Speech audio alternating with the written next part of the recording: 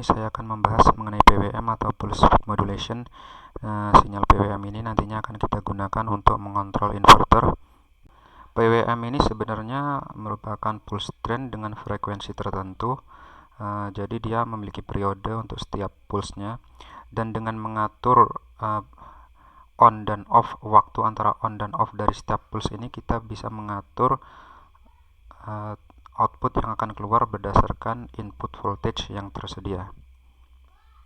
Di sini kita lihat contoh PWM dengan beberapa duty cycle 25%, 50%, dan 90%. Input voltage dari PWM ini adalah 12 volt, dan untuk output voltage-nya bisa kita atur dengan cara mengatur duty cycle di sini. Di sini 25% sama dengan seperempat, berarti seperempat dari 12 volt yaitu 3 volt. Untuk duty cycle 50% berarti setengah dari 12 volt adalah 6 volt. Duty cycle dari 90% untuk 12 volt berarti 10,8 volt. Jadi jika duty cycle-nya 100%, maka kita akan mendapatkan full 12 volt, dan jika duty cycle-nya 0%, maka kita akan mendapatkan 0 volt. Selanjutnya di sini adalah diagram untuk timer yang ada di STM32F103. Sepertinya ini adalah timer 1. Di sini bisa kita lihat bahwasanya timer 1 ini memiliki 4 channel, di mana 3 channelnya merupakan komplementari. Tetapi untuk simulasi di Proteus, complementary signal tidak dimodelkan, jadi kita hanya bisa memodelkan 3 channel saja dari yang komplementari. Akan tetapi itu sudah cukup karena kita nantinya akan menggunakan gate driver. Timer 1 ini berada di bawah peripheral bus APB2, jadi nanti pada saat kita men-setting untuk kecepatan clock peripheralnya, kita perlu memperhatikan kecepatan clock untuk APB2 ini. Ini adalah register yang sangat krusial untuk mengontrol PWM. Di sini kita ada period register, yaitu time X ARR. Jadi time X ARR ini ada di timer 1 dan timer 8. Auto reload register, di sini kita bisa lihat ukurannya 16 bit. Jadi di memori sini kita isikan periode dari pulse PWM yang kita mau. Kemudian ada timer X CCR1, di mana register CCR1 ini digunakan untuk mengontrol duty cycle alias on time atau off time dari pulse PWM. Di sini CCR1 ini mengontrol channel 1, untuk channel 2, 3 menggunakan CCR2 dan CCR3. Selanjutnya di sini adalah formula yang akan kita gunakan untuk menghasilkan frekuensi PWM yang kita perlukan. Di sini kita lihat bahwa FPWM ini berasal dari F clock dibagi register ARR plus 1 dikalikan prescaler plus 1. F clock ini sebenarnya merupakan F dari APB2 atau frekuensi dari APB2.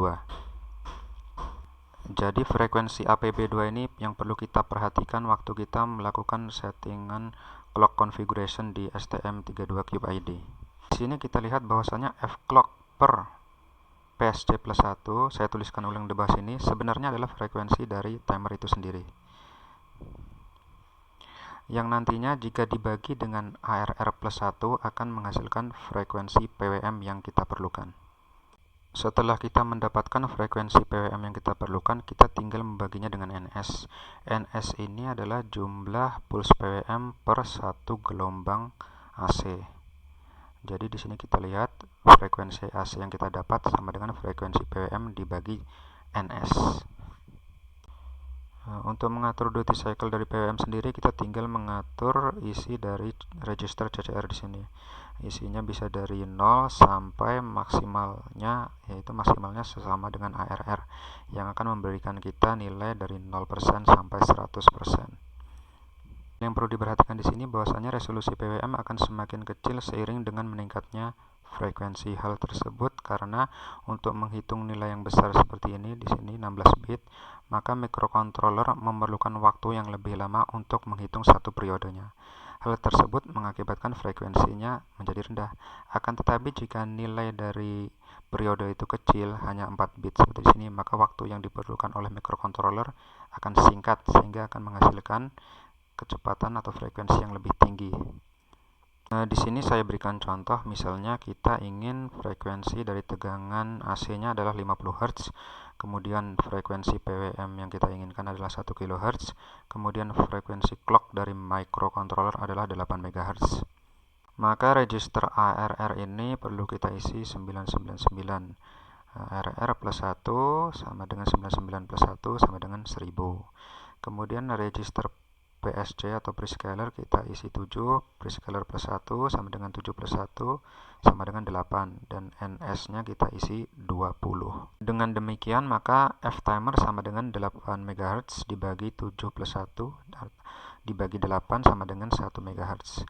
Kemudian FPWM sama dengan 1 MHz dari F-timer dibagi 99 plus 1 sama dengan 1 kHz. Kemudian frekuensi dari tegangan AC-nya FPH sama dengan 1000 FPWM dibagi 20 dari NS sama dengan 50 Hz. Dengan demikian, untuk mengontrol tegangan output dari FPH ini kita hanya perlu mengontrol register CCR saja. Ini adalah topologi sederhana dari inverter. Di atas ini kita bisa melihat ini inverter untuk 1 pas, dan di bawah ini adalah inverter untuk 3 pas. SPWM yang digunakan untuk mengatur inverter 1 pas pada dasarnya sama saja dengan yang digunakan untuk mengatur inverter 3 pas. Hanya saja untuk inverter 1 pas seperti yang di atas ini, SPWM yang dihasilkan di satu kaki ini berselisih fase 180 derajat dengan yang ada di kaki lainnya. Untuk yang 3 pas, antara kaki ini selisih fasenya adalah 120 derajat. Berikutnya ini adalah tabel switching state untuk inverter 1 pas. Di sini ada 2 kaki yang diwakili oleh S1 dan S3. Ada 4 baris ini adalah hasil dari unipolar PWM. Unipolar PWM ini bisa menghasilkan 3 tingkat tegangan, yaitu VDC+, VDC-, dan 0 atau netral. Akan tetapi untuk mempermudah implementasi nanti kita akan menggunakan bipolar PWM. Bipolar PWM ini hanya memerlukan 2 state saja, yaitu state di baris 2 dan state di baris 3. Berikutnya ini adalah perbedaan antara bipolar PWM dengan unipolar PWM. Di sini bisa kita lihat untuk bipolar PWM ripple current-nya lebih tinggi, sedangkan untuk yang unipolar PWM ripple current-nya lebih halus. Hanya saja untuk bipolar ini implementasinya lebih mudah karena kita hanya cukup menghasilkan 2 state atau 2 kondisi tegangan saja, yaitu VDC+ dan VDC-, sedangkan untuk unipolar PWM kita perlu menghasilkan VDC+, netral atau 0, dan VDC-. Jadi ini adalah PWM yang nantinya perlu kita hasilkan untuk mengontrol tegangan di inverter. Di sini bisa kita lihat bahwasannya duty cycle untuk setiap periodenya berbeda. Ini nantinya bisa kita kontrol dengan menggunakan interrupt. Sebenarnya ada cara lain yang lebih efisien daripada menggunakan interrupt, yaitu dengan menggunakan DMA atau Direct Memory Access. Hanya saja DMA ini belum bisa dimodelkan di Proteus. Jadi untuk bisa menggunakan DMA kita perlu menggunakan hardware aslinya. Berikut ini adalah diagram bagaimana PWM dihasilkan oleh register CNT, CCR, dan ARR. Di sini bisa kita lihat bahwasanya CNT ini berhitung dari 0 sampai nilai ARR, dan PWM ini akan on dari awal CNT sampai CNT ini menyentuh CCR. Kemudian setelah melewati CCR maka PWM ini akan off, dan CCR ini jika telah melewati ARR akan kembali lagi ke 0 atau overflow. Hal ini berlangsung terus di setiap periode PWM, dan setiap kali CNT ini melewati ARR kita bisa men-trigger interrupt. Dengan interrupt ini nanti kita bisa memanggil callback function, dan callback function ini sudah tertentu ya, ini tidak bisa kita buat sendiri tapi sudah didefinisikan oleh STM32. Hanya saja untuk implementasi di dalamnya masih kosong, jadi bisa kita implementasikan sendiri apa yang akan kita lakukan jika interrupt terjadi. Karena kita ingin mengupdate nilai CCR register setiap periode PWM, maka kita perlu memanggil fungsi haltim period elapse callback. Fungsi ini akan dipanggil setiap kali CNT melewati nilai register ARR, dan di dalam fungsi ini nanti kita akan mengupdate nilai CCR untuk masing-masing channel di timer 1. Baiklah, langsung saja kita coba bagaimana kita menghasilkan PWM di STM32. Pertama-tama kita perlu pilih RCC di sini. RCC untuk clocknya kita pilih HSE, High Speed Clock External. kemudian sysnya systik. Untuk timer satunya kita pilih di 3 channel ini PWM generation untuk masing-masing channel 1, channel 2, channel 3, dan untuk clock source-nya internal clock. Kemudian untuk prescalernya kita isikan 8-1, maksudnya kita akan membagi clocknya dengan 8, jadi clocknya nanti 8 MHz dibagi 8 menjadinya 1 MHz. Itu adalah kecepatan untuk timer satunya. Dan ARR nya isinya 1000, jadi 1000, tapi perlu kita kurangi 1 di sini karena seperti biasa C itu selalu menghitung dari 0. Jadi ini dari 0 sampai 7, dan yang di sini ARR dari 0 sampai 99. Kemudian untuk PWM channel satunya kita setting di sini modenya mode 1, output compare enable, fast mode disable, channel polarity high, channel idle state reset.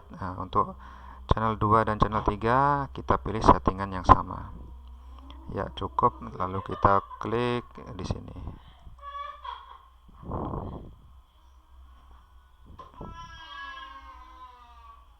Sebelumnya tadi kita lupa untuk men-setting clock configuration. Clock configuration-nya kita perlu memilih HSE karena tadi kita sudah setting untuk external clock. Di sini kita pilih crystal frekuensinya 8 MHz, dan untuk kecepatan APB2-nya menggunakan prescaler 1, jadi tetap 8 MHz. Baru kemudian kita klik lagi di sini untuk generate code.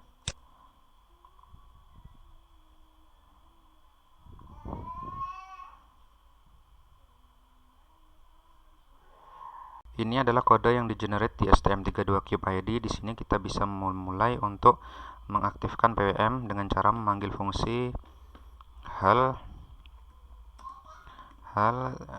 tim PWM start. Kemudian untuk parameter pertamanya kita memasukkan tim 1 untuk timer 1. Kemudian untuk channelnya tim channel 1. Selanjutnya untuk channel 2 dan 3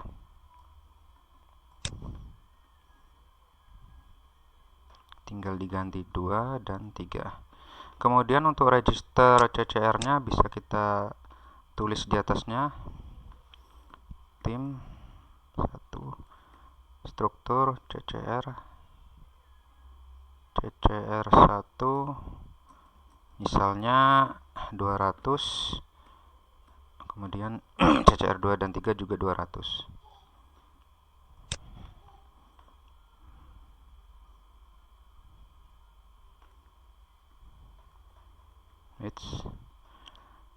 Kita save lalu kita compile.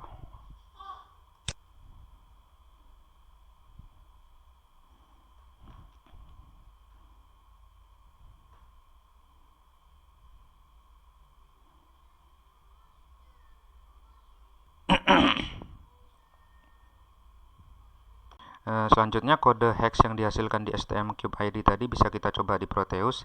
Di sini kita telah memasukkan untuk kodenya mengambil dari yang dihasilkan oleh STM32CubeID test_pwm.hex. Oke. Kemudian jangan lupa untuk kecepatan kristalnya 8 MHz.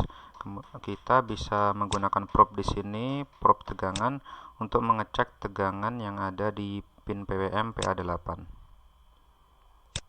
Di sini kita masukkan di digital analysis, kemudian press enter.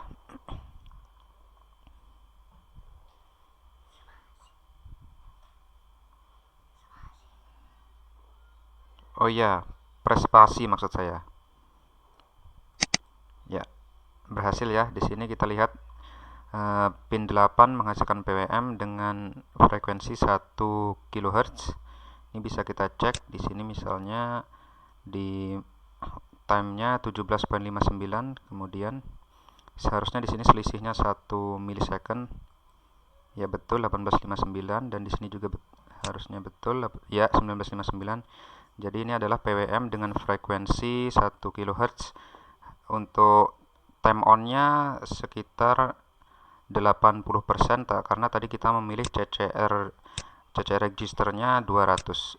Jadi 200 untuk off dan 800 untuk untuk on berdasarkan PWM mode 1.